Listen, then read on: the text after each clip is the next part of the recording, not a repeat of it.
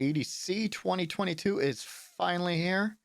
Got a video full of pro tips for newbies and veterans alike. Check it out right here.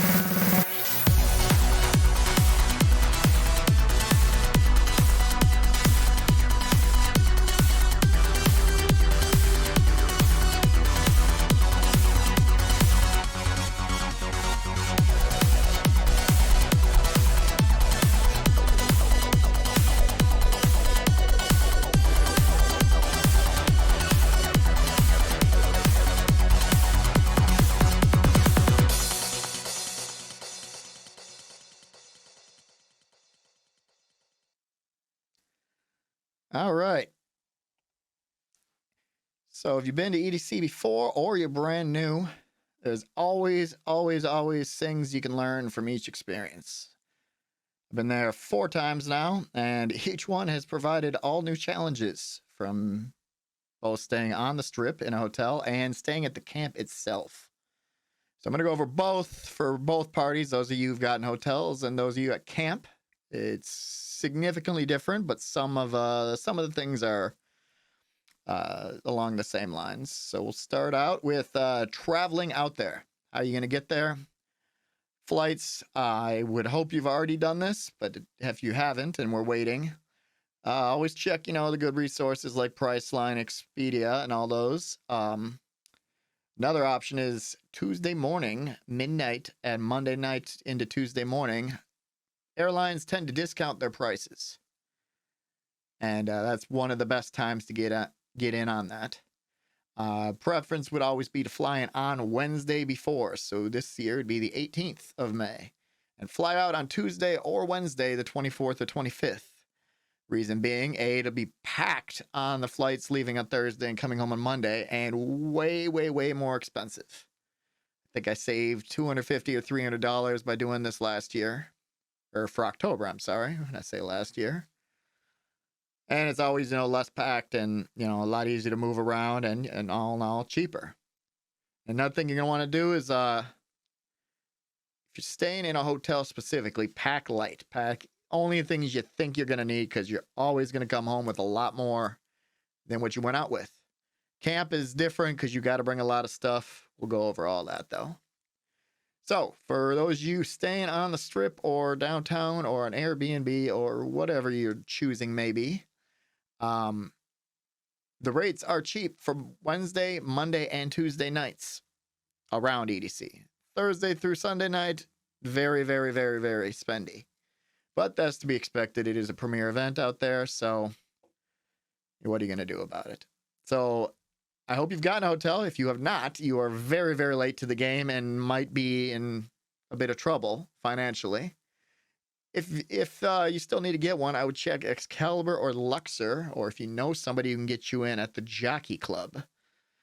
Jockey Club is it's a timeshare thing, but they also do sometimes they rent them out over that week anyway. I got it for $600 for an entire week in 2019.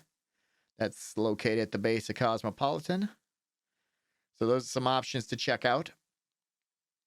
For the campers, when you get out there, I would definitely book a hotel for Wednesday, Monday, and Tuesday. There are crazy deals for that type of stuff.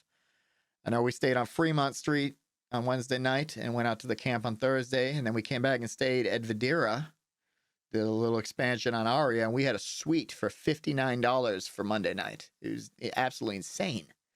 So I would definitely check out those options. Like I said, the camp opens at 9 a.m. in October. I believe it's probably the same now for May here. Now, transportation. If you don't have a shuttle pass, rent a car. Even if you're camping, rent a car. It is, in the end, it will be far cheaper, though now, it could be questionable due to the time constraints. We have 22 days until EDC right now.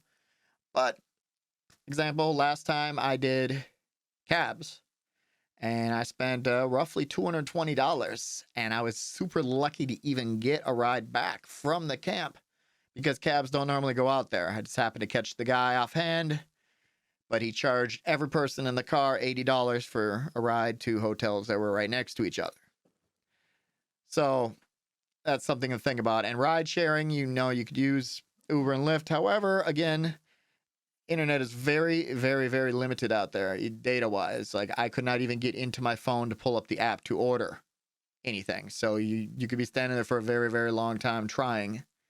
So I recommend you just pay the rate, drive the car, park it there if you need to. I know it seems silly to do that, but it's a lot easier to get around.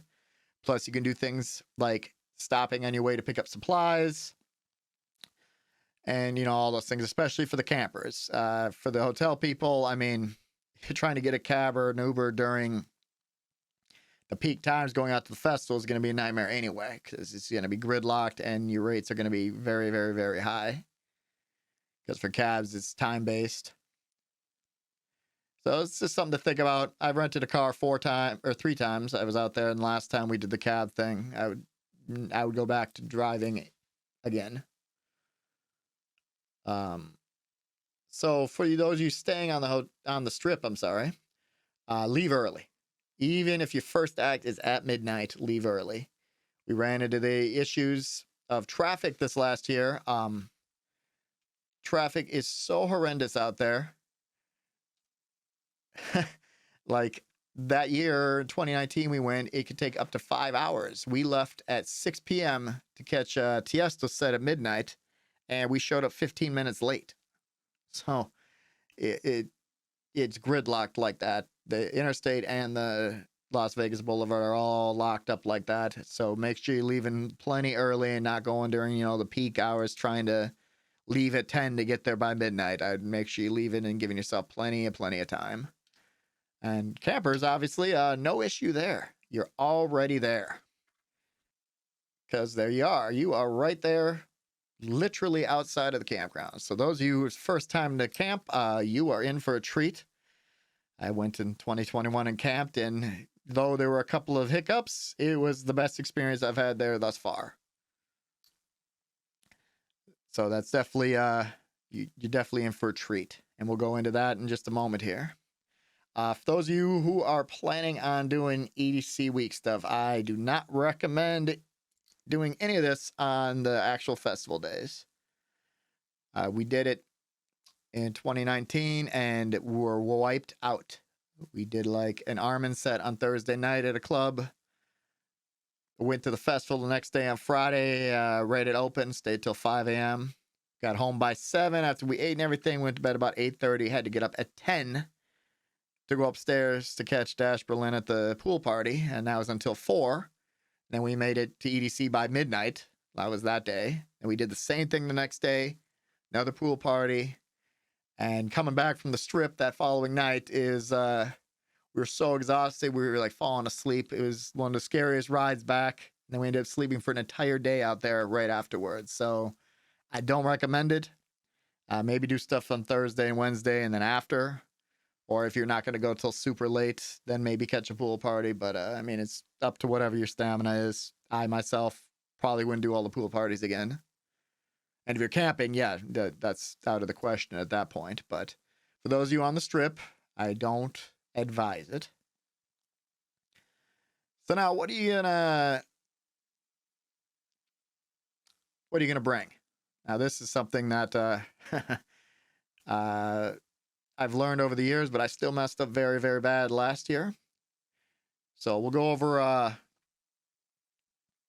the strip first, and then we'll move on to the camp. We'll do the rest of the video here on the camp. Because this stuff here for the strip is going to be about the same, but there's a lot more you need with the camp. So for the strip, you're going to need your Camelback. You're going to need earplugs, battery pack, hat, your candies, your bracelets, and you're going to need amazing shoes. I recommend a brand called Kuru. They're designed for people with bad feet or plantar fasciitis. I have really bad feet, and I've worn these, and have never had foot problems, but others that have been with me are in agonizing pain because, you know, the shoes aren't as supportive as I thought. Keep in mind, we are on asphalt. This is not grass. So it's a lot of standing on very hard surfaces. So, I mean, it takes a toll on you, especially after a couple of days, even after one day. Another thing you need to bring is your wristbands. Believe it or not, people forget this, and you will not be able to get in without it. And then campers, you'd also need your lanyard to get into the camp. So that's about all you're going to need for the strip, people. And then, oh, don't forget your money either. And also don't bother filling your Camelback or anything like that because you're going to have to empty it at the gate anyway. So might as well just save the liquid and wait till you get in there. They had free water stations inside the festival anyway. And another thing for everybody, layers. Yeah, it sounds crazy, but it's, you know, going to be 90 to 100 during the day, but at night it could drop down to 40 degrees easily. And after coming out of that heat, it is quite cold. So last year I was pretty cold in the night, so I'd wear shorts and a t-shirt, but underneath you'd wear leggings and like a thermal super thin slit shirt, something that you could easily take off and put in your Camelback if you needed to, something very light. You know, just, it's never fun when you get cold because then the whole night's kind of shot after that because then you get tired and even colder. And I don't know, that's just a strong recommendation there. So now, going to the camp people here. This is very, very different. You're going to need a lot more stuff. This is where I messed up on last year because we bought the Desert Rose. So we're like, hey, everything's going to be covered. That's going to be great. No, it was not. You got the bed. You're supposed to have air conditioning, which I believe you will this time. We did not last time. You have power, and they give you very, very thin sheets. And I believe a light is what we got. There was ours. That blanket did not come with it. We had to buy that. That was $80 because the first night it was 30 degrees out and we were freezing. So, yeah, don't forget that. And don't forget things like towels because those ran us $40 each. Forgot those. You're also going to want to make sure you're... This is where the car comes in handy because you're going to want to stop by Walmart probably and you're going to want to pick up a disposable cooler. Something, or, you know, buy one, but something you don't mind getting rid of at the end. Because that is absolutely vital. We got lucky last time that somebody lent us one, which that was the coolest thing ever. It's good that people are nice out there at EDC, but yeah, you need something to put ice in to keep drinks cold because it is hot. And you'll get sunstroke very, very quickly if you're not hydrated. That's why I say get the hat. Silly as the straw camp hat is, it keeps the sun off your face, which also leads me to sunscreen. Don't skip this one. Those of you who've been there, you know why. Those of you who've never been to Vegas, it's not the same sun as you're going to get to where you're from. This is a desert. It is extremely hot and scorching, and you will burn instantly if you're sitting out in there. You need to make sure you have sunscreen on. Definitely get a flat of water, get snacks, make sure your toiletries are there. Get unopened chapsticks, because a lot of times they won't let you bring in open ones into the festival anyway, into the camp you can. And then, you know, things like your beer, your food. If you're close enough or know somebody who's got one, a little grill. I know you can have propane grills there to cook your food.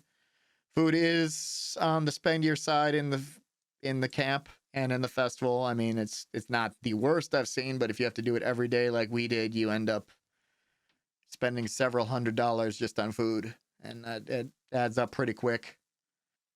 And, you know, things like your slides and stuff, if you're using the showers, you're going to want to bring a cheap foldable chair, you know, something, again, that you can get rid of or sell to give to somebody afterward. I think they're like $10 a lot of times. There's little foldable ones in the bag. If you're able to bring one, a wagon, and if you're not, maybe, or if you do, maybe share it with other people, because it is a long walk from the parking lot to your campsite. You can see it on the screen here. The blue lot is several blocks away from the Amethyst. Like, it's a very, very long walk. It just doesn't look like that from here, because you actually have to walk down that whole blue path off to the over there. reverse, sorry. But it's a very long walk down there to get into the main area. And if you're hauling a bunch of gear, you're gonna break wheels because a lot of it's dirt, and I would try to get a hold of a wagon. I know they rented them last year, but then some didn't come back, so they stopped. I mean, it's recommended, but I mean, if you're flying out there, you're not gonna have a wagon. But if you're driving, maybe get one ahead of time. Don't forget your chargers and like hydration packs or electrolyte packs. I think there's a hydro IV thing. Those things will keep you rehydrated quickly, especially during the day.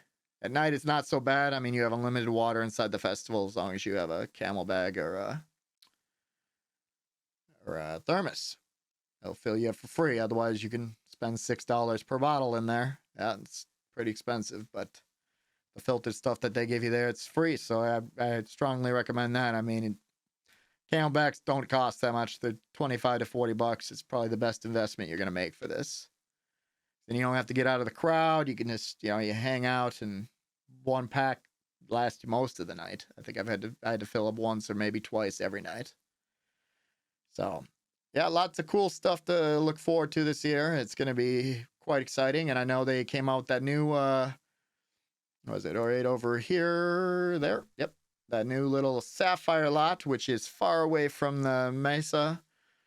I think there's even like a little barrier between it to keep it quieter, because anyone, like we were in the Citron last year for the Desert Rose, and the bass from the stage in the little in the mesa there, you're not getting any sleep because that goes till 10 in the morning, and the subwoofer just pounds right through your tent. So those of you that got the sapphire, it'll be quiet, that's for sure. Maybe it's not sapphire, it's turquoise. That's what it is. Turquoise is the new one. I mean, all in all, it's a great time anyway. And I mean, that's why you should definitely try to get there on Thursday, get there early, because you can get in quick and easy. Friday, it's always packed. Lines are super long to get into the camp. And not to mention, Thursday night, they do a really cool party usually, and they got a bunch of cool artists there to do a kickoff party. And it's just a fun little celebration. You get acclimated with the area, you explore, check it out. And Friday, you hit your festival. You get a dedicated entrance to get in there. Very expedited. I mean, we waited in line like not at all. So, I mean, I was VIP, but I mean, even the GA line just flew through there just because it's dedicated for campers only. It's united with the general population. So those of you that are new to this, you are in for one heck of a treat. It's going to be a very, very fun time for you, and hopefully everyone enjoys it. Do a video upcoming here on Axe when the set times are released. I know they added a new stage, so that'll be cool. So until the next video, I hope this one was informative, and we'll check you out next time.